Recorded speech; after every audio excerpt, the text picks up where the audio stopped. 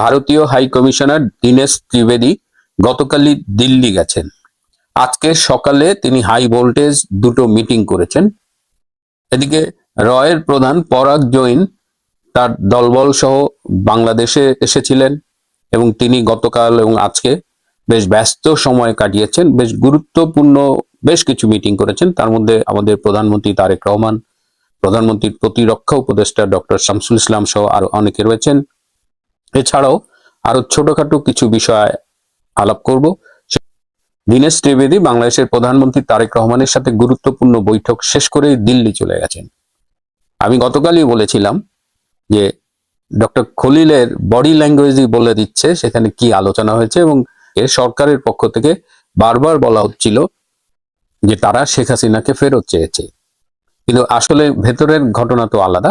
আপনারা নিশ্চয়ই খেয়াল করেছেন যে সম্প্রতি ডোনাল্ড ট্রাম্পের মধ্য এবং দক্ষিণ এশীয় দূত এবং ভারতে আমেরিকার হাই অ্যাম্বাসেডর মিস্টার সার্জিও গোর বাংলাদেশ সফর করার পরেই কিন্তু ভারতীয় প্রতিনিধি দলের তৎপরতা বেড়ে গেছে।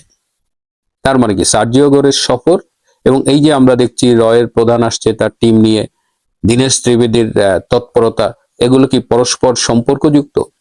আজকে দীনেশ ত্রিবেদী সকাল 8টা থেকে 8টা 40 পর্যন্ত একটি হাই ভোল্টেজ মিটিং করেছেন। সেই মিটিং এ উপস্থিত ছিলেন ভারতের প্রধানমন্ত্রী নরেন্দ্র মোদী, জাতীয় নিরাপত্তা উপদেষ্টা অজিত দোভাল, স্বরাষ্ট্রমন্ত্রী অমিত শাহ সহ আরো কয়েকজন।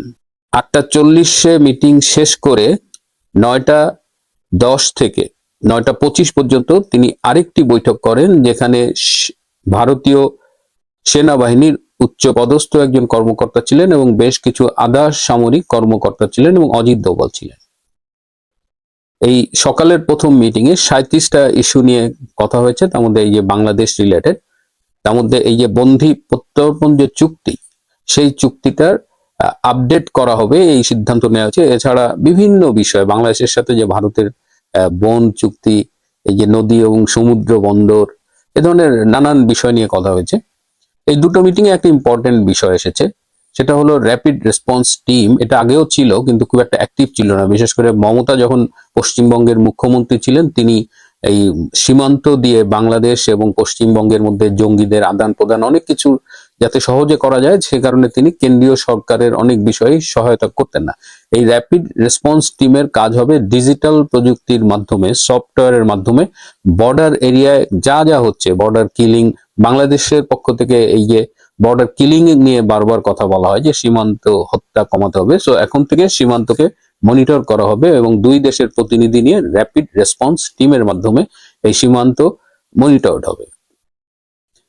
আর ভারতের পক্ষ থেকে বাংলাদেশের পররাষ্ট্র মন্ত্রণালয়ে একটা নোট ভার্বাল পাঠানো হয়েছে।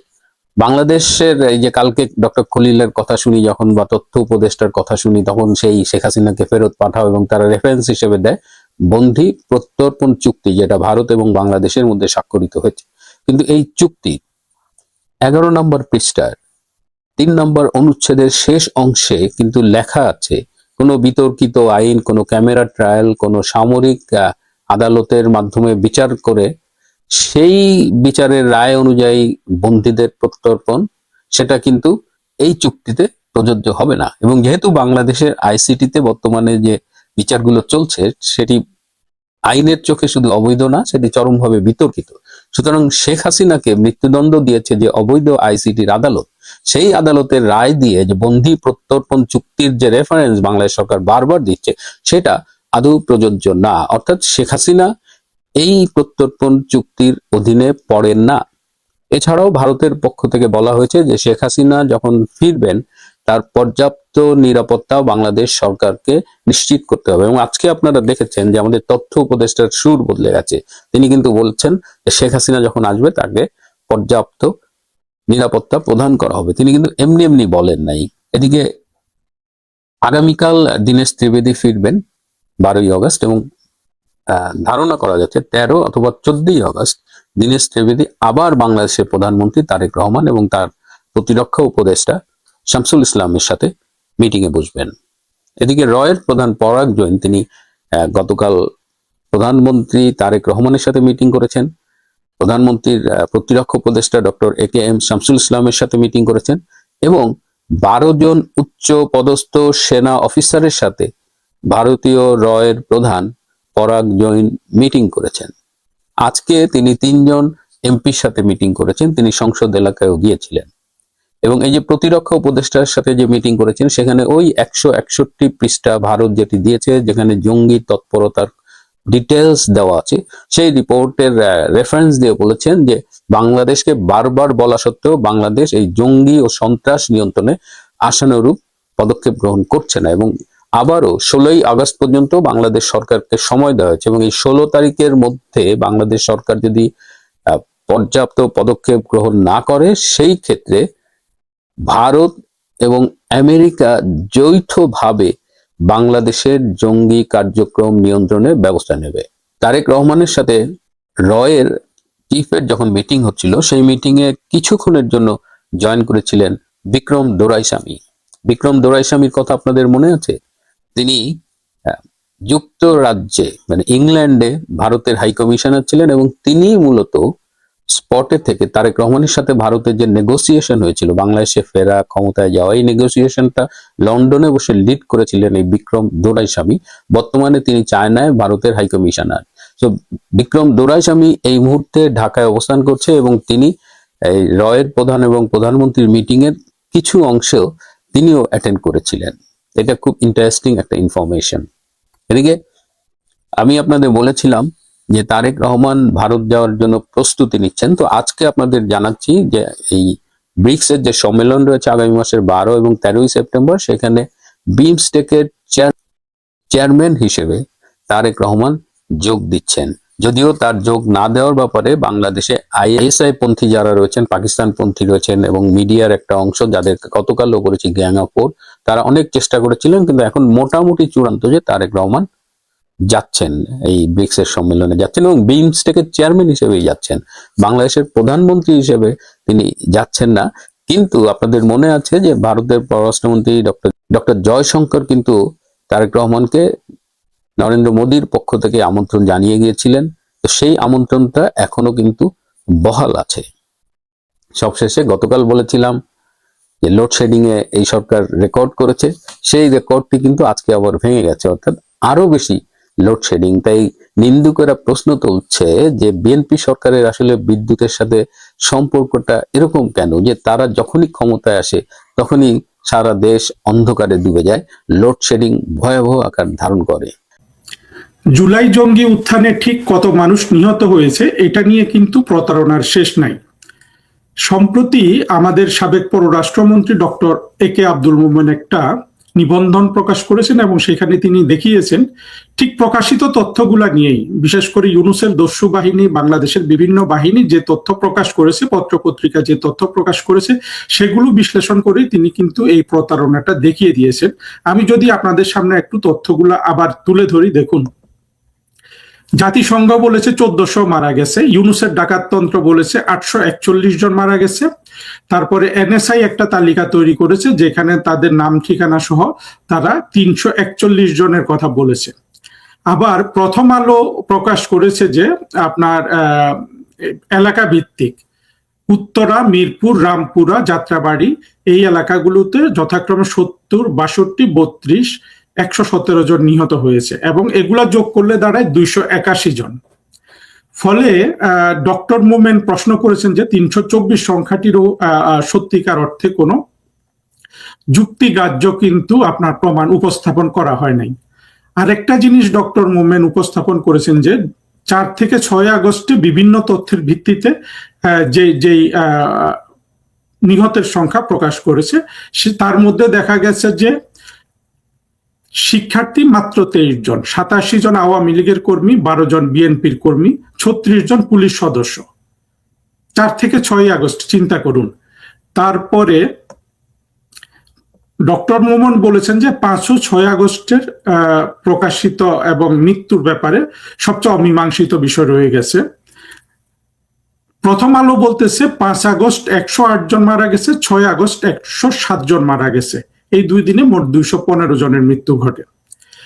এখন ডক্টর মোমেনের প্রশ্ন হলো যে 5 আগস্ট তো শেখ হাসিনা চলে গেলেন, তাহলে 5 এবং 6 আগস্ট যে এতগুলা মানুষ মারা গেল তাদেরকে কারা মারল? আরেকটা প্রশ্ন ডক্টর মোমেন করেছেন, যেটা আরো গুরুত্বপূর্ণ। দেখেন, ওরা রায়ের বাজারে 114 জনকে দাফন করেছে, অথচ সেখানে মাত্র 9 জনের 9টা লাশের আত্মীয় স্বজন তাদেরকে 9টা লাশ শনাক্ত করেছে।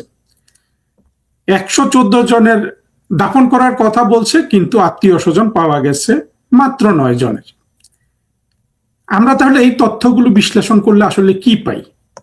আমরা যেটা পাই সেটা হলো যে এই লাশের সংখ্যা নিয়ে বাংলাদেশের মানুষের সাথে ব্যাপক প্রতারণা করা হয়েছে এবং প্রধানমন্ত্রী শেখ হাসিনা সহ আমরা যারা জুলাই জঙ্গি উত্থানের সত্যটা উদ্ঘাটন করার পক্ষে, আমরা কিন্তু বলি যে তদন্ত হোক, পরিপূর্ণ তদন্তের মধ্যে কারা কারা মারা গেছে সেটা নির্ধারণ করা হোক। আপনারা দেখেছেন ইউনূসের জঙ্গিতন্ত্র থেকে শুরু করে তারেক রহমানের সরকার কেউ কিন্তু প্রকৃত তদন্ত করতে মোটেই আগ্রহী নয়। মজার বিষয় কি জানেন, এইখানে বারবার যে সংখ্যাটা একজন আরেকজনকে চেঞ্জ করে দিচ্ছে, অর্থাৎ জাতিসংঘ একটা বলছে, ইউনূস একটা বলছে, এনএসআই একটা বলছে, প্রথম আলো একটা বলছে, এগুলো নিয়ে সারা বাংলাদেশে সত্যিকার অর্থে কোনো প্রশ্ন নাই। একটাই কথা বলা হয় এই 2024-এর জঙ্গি কোয়ালিশনের পক্ষ থেকে, যে হাজার হাজার মানুষ শেখ হাসিনা মেরে ফেলেছে। হাজার হাজার কোথা থেকে আসলো?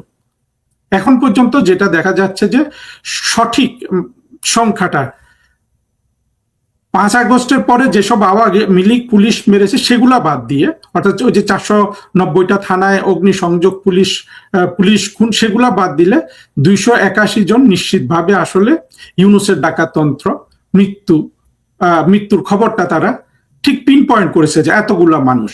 বাকি সে যে সংখ্যাগুলা বলা হয়, এই সংখ্যাগুলা দেখেন এর মধ্যে এতটা পাগলামি বলবো না, মানে সংখ্যা নিয়ে এতটা সন্ত্রাস করা হয়। আপনাদের মনে আছে মাহফুজ আলম শুরুর দিকে, সে যখন মন্ত্রী হয়েছিল, মন্ত্রী মানে উপদেষ্টা, তখন সে একটা ফেসবুক পোস্ট দিয়ে বলেছিল যে 5,000 শহীদ, 1.5 লক্ষ আহত।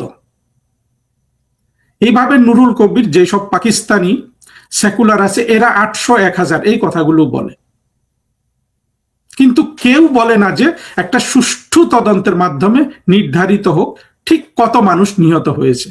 এটাই ডক্টর মোমেন বারবার প্রশ্ন করেছেন। এমনকি এটাকে যদি আমরা জঙ্গি অভ্যুত্থান বলছি, আমি তো নিশ্চিতভাবে এটা বারবার বলছি যে এটা হলো জঙ্গি ইতিহাসে পৃথিবীর সেরা সাকসেসফুল জঙ্গি অভ্যুত্থান, যেখানে একটা সরকারের পতন ঘটানো হয়েছে। আর কোন জঙ্গি অভ্যুত্থানে সরকারের পতন ঘটানো হয়নি। ঠিক আছে, আমার এই কথা আপাতত বাদ দিলাম, কিন্তু আমরা যদি ওই জিনিসটা দেখি যে এটা একটা অভ্যুত্থান হয়েছিল, তাহলে অভ্যুত্থান করেছে তারা, সরকার গঠন করেছে পরপর দুটো, তাদের দায়িত্ব আছে না সত্যিকারের কতজন মানুষ মারা গেল তাদেরকে খুঁজে বের করা? এই প্রশ্ন করলে আমি ওই ডাস্টবিনের একটা শুনছিলাম, সেখানে ডাস্টবিন বলছিল যে অনেক লাশ গুম করে ফেলেছে। দেখুন, 2024-এ শেখ হাসিনা সরকারের পতন হয়েছে, সরকার চলে গেছে, কখন এরা লাশগুলা গুম করলো? আর যদি গুমও করে, যেখানে এই জঙ্গি অভ্যুত্থানকারীরা, ইউনূসের ডাকাততন্ত্র এবং সাইবার সন্ত্রাসীরা 7 সমুদ্রের নিচ থেকে শেখ হাসিনা সরকার কত গুম করেছে এইটা বের করেছে। চিন্তা করুন, 7 সমুদ্রের তলদেশ থেকে ওরা বের করেছে শেখ হাসিনার সরকার কত গুম করেছে। সেই 2009 সাল থেকে কিন্তু গুম হয়ে গেছে, গুমের সংখ্যা বের করেছে, নাটক করেছে, সিনেমা করেছে। এরা বুঝি এই যে 2024-এর নিহতের সংখ্যা, সেই একই ইফিসিয়েন্সি দিয়ে সঠিক তথ্যটা জাতিকে জানাতে পারে না। আপনাদের কি এটা বিশ্বাস হয়? এই যে সংখ্যাগুলো বলছে 800, 300, 1400, তাহলে সঠিক সংখ্যাটা বের করা হয় না কেন? আমরা দেখেছি বারবার এদেরকে নিয়ে কিন্তু বিভিন্ন অনুষ্ঠান করা হয়, যারা মারা গেছে তাদের অভিভাবকদের নিয়ে বা আত্মীয় স্বজনদের নিয়ে। আপনারা দেখবেন এই অনুষ্ঠানগুলাতে তারেক রহমান, ইউনূস যাই করেছে, গুটি কতক মানুষকে কিন্তু হাজির করা হয় বারবার, যেখান থেকে দেখলে আপনি 50টারও বেশি কিন্তু আপনি মৃত্যু হয়েছে এটা বলতে পারবেন না। আমরা কেন সংঘবদ্ধভাবে এই প্রশ্নটা এদেরকে করি না যে যতগুলা মানুষ মৃত্যুবরণ করেছে বলে তোমরা দাবি করছো, তাদের পরিবারকে হাজির করো, তাদের আত্মীয় স্বজনকে হাজির করো, তখন তারা বলবে যে অনেকগুলা লাশ গুম করেছে, পুড়িয়ে দিয়েছে ইত্যাদি। তাহলে আমরা ওদেরকে কেন প্রশ্ন করি না যে তোমরা তো 7 সমুদ্রের নিচ থেকে, হ্যাঁ, বাংলাদেশের মাটির নিচ থেকে, হ্যাঁ, একেবারে পাতাল থেকে খুঁজে বের করে ফেলেছো কতজন গুম হয়েছিল শেখ হাসিনার আমলে, কতজন খুন হয়েছিল। তাহলে এই যে জঙ্গি উত্থানকালের খুনগুলাকে কেন তোমরা সেভাবে বের করো না? আপনারা কেন এই প্রশ্নগুলা করেন না এদেরকে? বাংলাদেশের কেউ কিন্তু এই প্রশ্নটা করে না।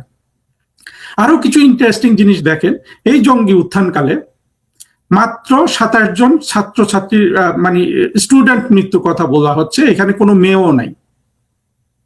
এখন আরো মজার বিষয় কি জানেন, এটা ছিল শিক্ষার্থীদের আন্দোলন। তো শিক্ষার্থীদের আন্দোলনে শিক্ষার্থীর মৃত্যু এত কম কেন? বাকি মৃত্যুগুলো কোথা থেকে আসলো? আরো মজার বিষয় হলো যে ঢাকা বিশ্ববিদ্যালয়ে বা ঢাকা বিশ্ববিদ্যালয়ের একজনও মারা যায় নাই এবং পাবলিক বিশ্ববিদ্যালয়ে মৃত্যুর সংখ্যা নগণ্য। অথচ বিসিএস পরীক্ষা চাকরির কোটা বাতিলের জন্য কিন্তু এই আন্দোলন, এবং বিসিএস পরীক্ষায় চাকরির জন্য ইন্টারেস্টেড সবচেয়ে বেশি কিন্তু সরকারি বিশ্ববিদ্যালয়গুলোর ছাত্রছাত্রীরা। তাহলে সেখান থেকে মৃত্যুর সংখ্যা এত কম কেন? আবার বেসরকারি বিশ্ববিদ্যালয় থেকে মৃত্যুর সংখ্যা বেশি কেন? এসব প্রশ্নের উত্তর কি আমরা বের করেছি? বেসরকারি বিশ্ববিদ্যালয়ে তো জঙ্গিতে ভর্তি, এটা আমরা জানি না? দেখেন, আরেকটা প্রশ্ন যেটা কিন্তু শুরুতে এই ব্রিগেডিয়ার সাখাওয়াত শুরু করেছিল, যে স্নাইপারের বিষয়টা, যে সত্যিকারের পুলিশ কিন্তু খুন করে নাই, অর্থাৎ পুলিশের হাতে মৃত্যুর চেয়েও খুন হয়েছে বেশি, এটা ব্রিগেডিয়ার সাখাওয়াত বের করেছিল। সেই সাখাওয়াত পরে বন্দর টন্দর এগুলো বন্ধক দেওয়াতে তার ছেলে সহ দুর্নীতিতে জড়িয়ে যে সেই লোক এখন গিলে গিলে কথা বলে। অথচ সাখাওয়াতের প্রথম দিককার সেই ভয়েসটা কিন্তু জঙ্গিদের কিন্তু ভিত নাড়িয়ে দিয়েছিল, তারা সাখাওয়াতকে তার চাকরিও সরিয়ে দিয়েছিল। আপনাদের এগুলো মনে আছে? সারা পৃথিবীতে এরা বলে বেড়ায় যে শেখ হাসিনা সব খুন করে ফেলেছে, কিন্তু এরা সঠিক সংখ্যাটা অন্তত 500 যদি মৃত ধরে, আমরা যদি 800 ধরলাম না, 300 250 ধরলাম না, 500, এরা কি 500 পরিবারকে হাজির করেছে আজ পর্যন্ত ইউনূসের ডাকাততন্ত্র বা তারেক রহমান? আপনারা এই প্রশ্নগুলো কেন তাদেরকে করেন না? যে প্রশ্নটা দিয়ে আমি এই সংক্ষিপ্ত ভিডিওটা শেষ করছি, সেটা দেখেন, এইখানে বলা হচ্ছে 70 জন শিশু মারা গেছে। আবার জঙ্গিদের যারা প্রপোনেন্ট, এদের একজনের কাছে আমি শুনেছি 108 জন শিশু নাকি মারা গেছে। আচ্ছা, 108 জন শিশু হোক, 70 জন শিশু হোক, যদি সত্যিকারের একটা ব্যাপক সংখ্যক শিশু মারা যায়, তাহলে শিশুদের মারে কারা? এই প্রশ্নটা কি করেছেন? আওয়ামী লীগের সরকার, পুলিশ খুঁজে খুঁজে কি শিশু মারবে? তারা জানে না এই জিনিসটা তাদের বিরুদ্ধে যায়? এত শিশু কারা মারলো? হেলিকপ্টার থেকে নাকি শিশু গুলি করে মেরেছে। শিশুগুলাকে কারা মারলো? এবং শিশু হত্যার বিষয় আমরা যদি দেখি, আপনারা যারা জঙ্গিতন্ত্র বোঝেন না, আসলে এইসব কথা বললে ধর্মপ্রাণ মুসলমানকেও আঘাত করা হয় বলে মনে হয়। আসলে না, আমরা ধর্মপ্রাণ মুসলমান, আমি নিজেই তো একজন ধর্মপ্রাণ মুসলমান। আমরা ধর্মপ্রাণ মুসলিম থেকে জঙ্গিদের আলাদা করে দেখাতে হবে আমাদেরকে। শিশু মৃত্যু কিন্তু একটা জঙ্গিদের পুরনো ঘটনা। আপনারা যদি হামাসের দিকে দেখেন, আপনারা যদি ইরান ইরাক যুদ্ধে দেখেন, ইরান ইরাক যুদ্ধে একটা প্রতিষ্ঠিত সত্য হলো যে ইরান 4 থেকে 10 বছর বয়সের শিশুদের সেই যুদ্ধে সম্মুখ সারিতে পাঠাতো, এবং এদের নানান জিহাদি নাম আছে, যাতে ইরাকিদের পাতা মাইনগুলো ওই শিশুদের পায়ের নিচে বিস্ফোরিত হয়।